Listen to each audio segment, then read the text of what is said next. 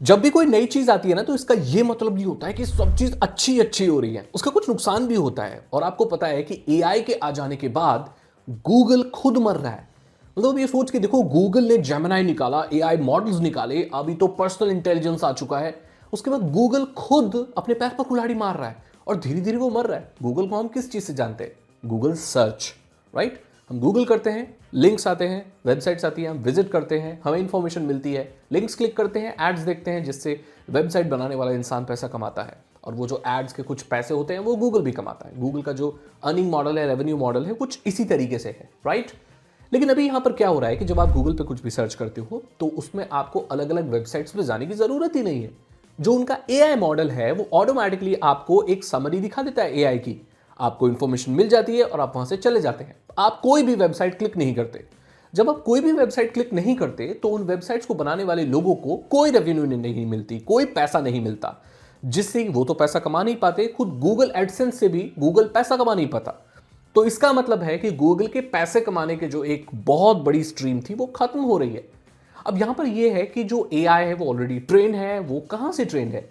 वो इन सारी वेबसाइट से ही ट्रेन है। और ये वेबसाइट्स तो मर रही हैं क्योंकि लोग विजिट नहीं कर रहे।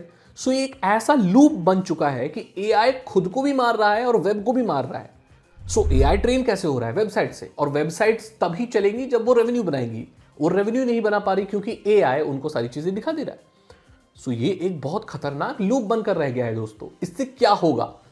इससे होगा ये कि जो भी सर्च है ना वो अब एआई बेस्ड ही हो जाएगी। यही वजह है कि गूगल एआई मॉडल्स ला रहा है। यही वजह है कि एजेंटिक कैपेबिलिटीज आ रही है। अगर गूगल एआई में इन्वेस्ट नहीं करता और एआई नहीं लाता तो उसकी गूगल सर्च एकदम खत्म हो जाती। गूगल इस बात को जानता है कि उसकी जो सर्च है, जो ट्रेडिशनल सर्च है, जिसे हम सालों से इस्तेमाल कर रहे हैं, वो एक ना एक दिन खत्म होनी है और उसको एआई ही खत्म करेगा। तो क्यों ना हम ही एआई लॉन्च कर दें। तो इसीलिए गूगल ने अपना एआई समरी दिखाना शुरू कर दिया, क्योंकि अगर वो नहीं दिखाता तो परप्लेक्सिटी जैसे ब्राउजर्स वो चीज दिखाना शुरू कर देते और गूगल के सर्च को कोई नहीं पूछता। सो यहां पर गूगल भी धीरे धीरे अब नॉर्मल सर्च इंजन से एआई सर्च इंजन बन रहा है।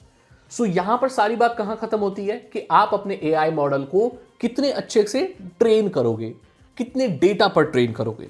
इसलिए मैं कहता था आज से 10 साल पहले डेटा इंपॉर्टेंट है, क्योंकि एआई का जो बेस है वो डेटा ही है। सो यहां पर जो पब्लिकली अवेलेबल डेटा है, जो इंटरनेट पर, वेबसाइट्स पर है, चलो वो नहीं है, वो अपडेट नहीं हो रहा या उनके रेवेन्यू मॉडल खत्म हो रहे हैं।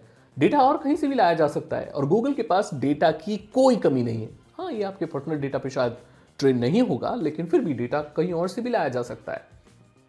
सारा खेल यही चल रहा है। धीरे धीरे हमारी सर्च खत्म हो रही है। गूगल इस बात को जानता है और वो धीरे धीरे इवॉल्व हो रहा है दोस्तों। परेशानी अब आगे ये पर यहां पर ये आएगी कि एआई को ट्रेन कैसे करें हम। ये सबसे बड़ा चैलेंज होगा, क्योंकि अगर वेब मास्टर्स ने वेबसाइट बनाना बंद कर दिया, चीजें नई पोस्ट करना बंद कर दिया, तो डेटा आएगा कहां से? ये बहुत बड़ी प्रॉब्लम है। वैसे गूगल सर्च खत्म नहीं हो रही है, लेकिन वो एआई में इवॉल्व हो रही है, कंप्लीटली बदल रही है वो किस तरीके से काम करती है। आपकी क्या राय है इस बारे में? क्या आपको लगता है कि गूगल सर्च खत्म हो जाएगी?